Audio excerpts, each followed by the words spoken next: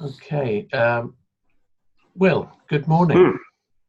And welcome to this web event. Really excited to hear what's happening in Europe with the Heart Valve Voice European Awareness Week. And we've got a couple of questions from to put to you as well. But I understand you've got a message to share with colleagues, members of the public. So over to yourself.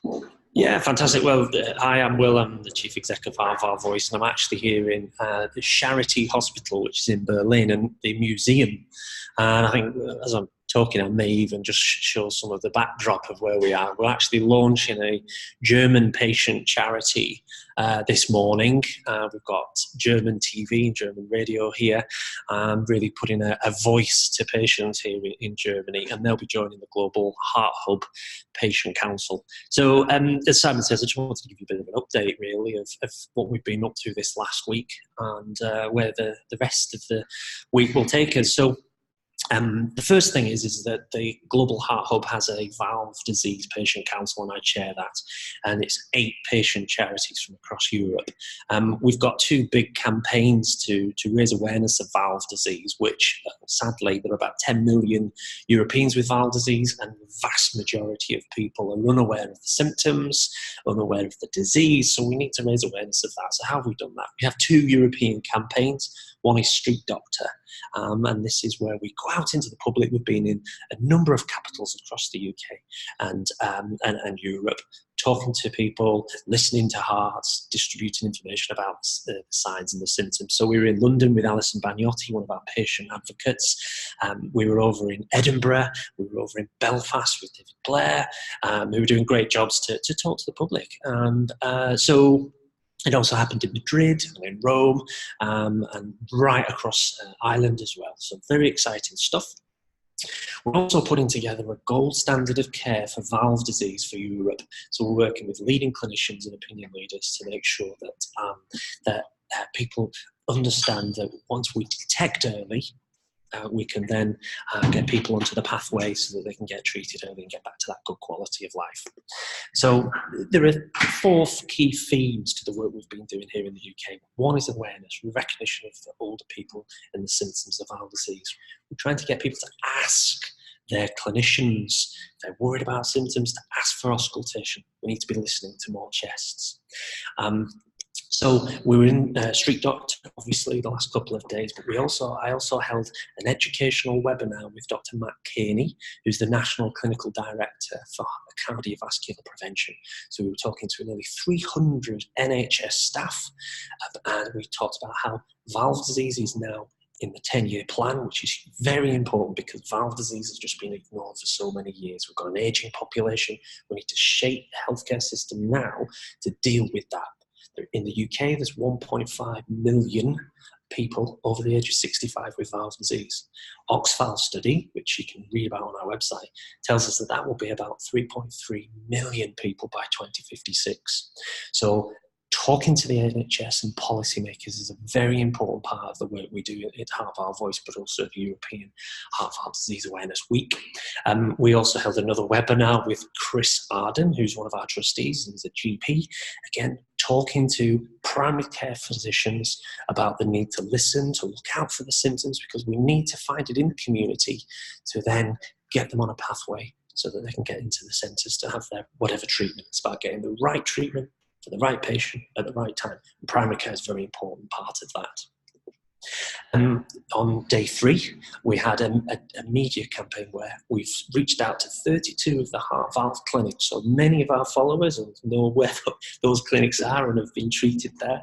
We've reached out to them, and they're all busy sending us photos with Heart Valve Voice scrub hats and banners. And over the next couple of days, you'll see those across all our social media feeds.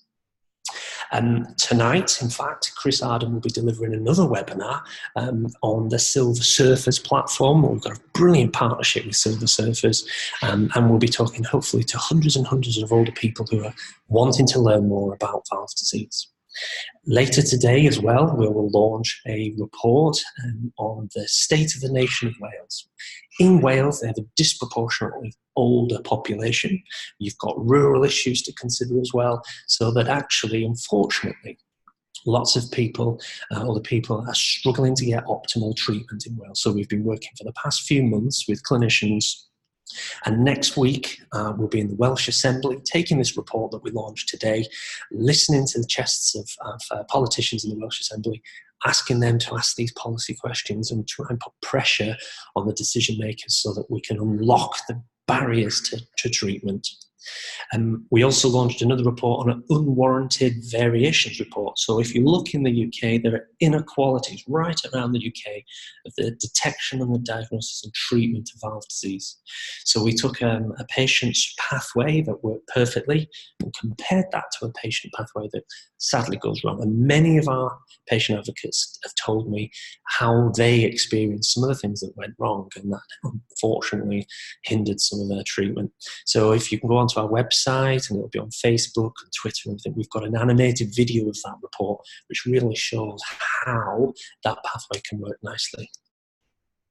Now we're moving into the next couple of days. Tomorrow, we're very excited. We've got a children's book that was read by Chris Gere, who's a Hollywood actor. And this is the kind of looking at valve disease told through the eyes of a grandson. And he recognised the symptoms of breathlessness, tiredness and dizziness, and asked his parents that we should talk about Grandad and get him into a GP. So that book, we've reached out to primary schools all over the UK and asked them to read it on Friday as a celebration and a commitment to the Awareness Week. So we've got well over 100 primary schools involved, and we've sent out leaflets and distribute information to older relatives. So rough numbers, we're looking at probably about 10,000 older people will be able to reach out to them. So that's a really great impact for the Awareness Week. Later tomorrow as well, we'll launch the second edition of our magazine. This magazine is distributed in clinics and hospitals right around the UK, and that's packed full of information about valve disease, inspiring patient stories, information about the policy work that we do, and our connections with the professional societies, the British Society of Echo, BISMIX, which is the more minimal invasive treatment procedures, the British Heart Valve Society. So lots of connections there packed into that magazine. On Saturday, we'll kind of launch on the Facebook site and on the website a video of all the activity that has happened right across the European Awareness Week.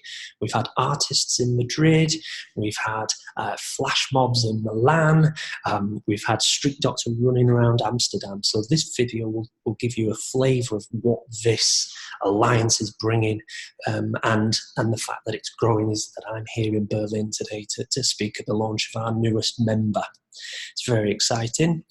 And this is the last kind of sealing the week off. We have our Patients Mile Walk. We're trying to encourage patients to walk a mile to show the quality of life that you can have after treatment.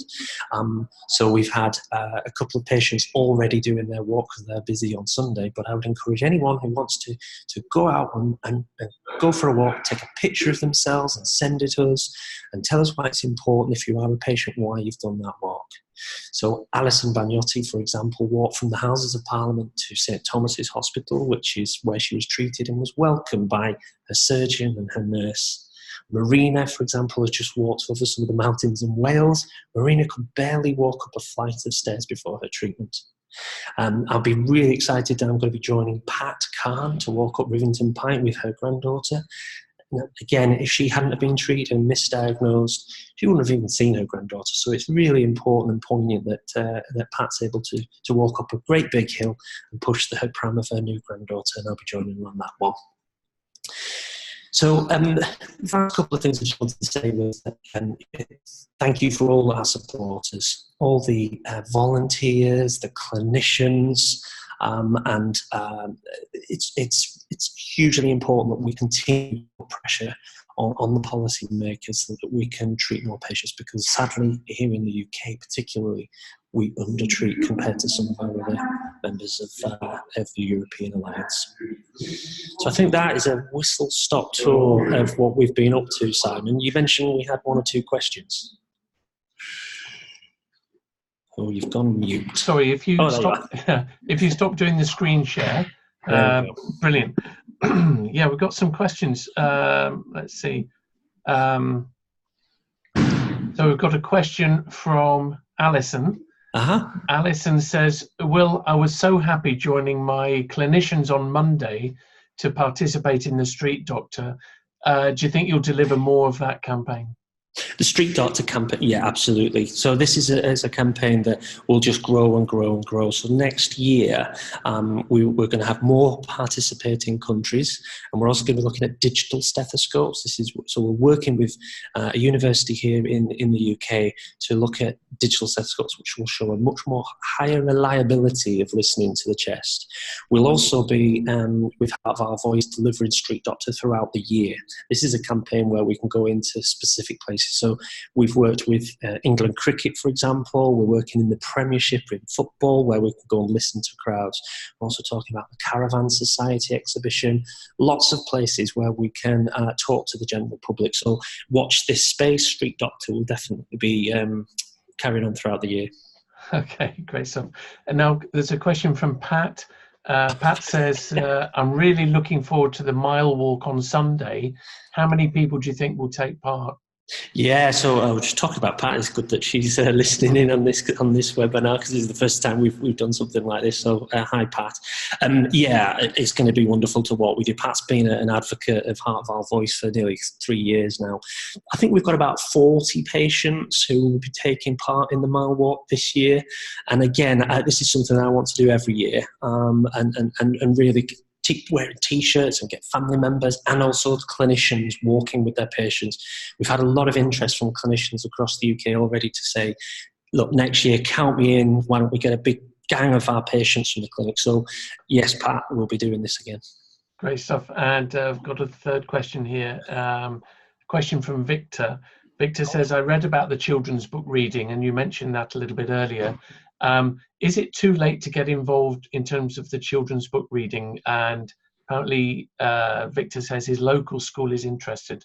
Okay, yeah, that's fine. Yes, no problem. So on our website, which is heartvalvevoice.com, with all the W's at the front, you can click on to the children's book, and there's a digital version, one of those books that flip. So schools can get involved in that. We can send out more. Elska, who's the machine behind Heart Valve Voice, keeps us all on our toes. She's just put in a big order for some more. So if there's anyone out there listening and on our Facebook channels, that book is available. We can send that out with extra bits of information as well. Excellent. So if you haven't already, go to Heart Valve Voice. Is it heartvalvevoice.com or hvv.com? It's heartvalvevoice.com. So all three words together. All words, yeah. Heartvalvevoice.com. Have a look for that digital reading book. There'll be a link to it on the front page, I imagine, with it being Heart Valve Awareness Week. Fantastic. It's fantastic that you're presenting from a medical museum in Germany. Take you a little bit of a walk around. Brilliant. Yeah, let's have a little look. What have we got there? So these are a bit scary, Simon. Let me show you some of these. Oh my goodness. Oh, proper smells. Yes, and some really old-fashioned. Thank goodness now we have better ways to treat valve disease, and some of the instruments that you can probably see here. Oh my goodness. But yeah, it's 11 o'clock today. We'll launch the new patient charity here in Germany, and a fantastic ally. And we've now got 9 patient charities in that Global Heart Hub. So if you want to have a look as well on Global Heart Hub, you can see more information. Fantastic. Excellent. Thank you so much for sharing with us, Will, and have a great day. And it's exciting what's being achieved already this week and what's still to come. European Heart Valve Disease Awareness Week 2019. Thanks, Will. Have a great day. Bye-bye.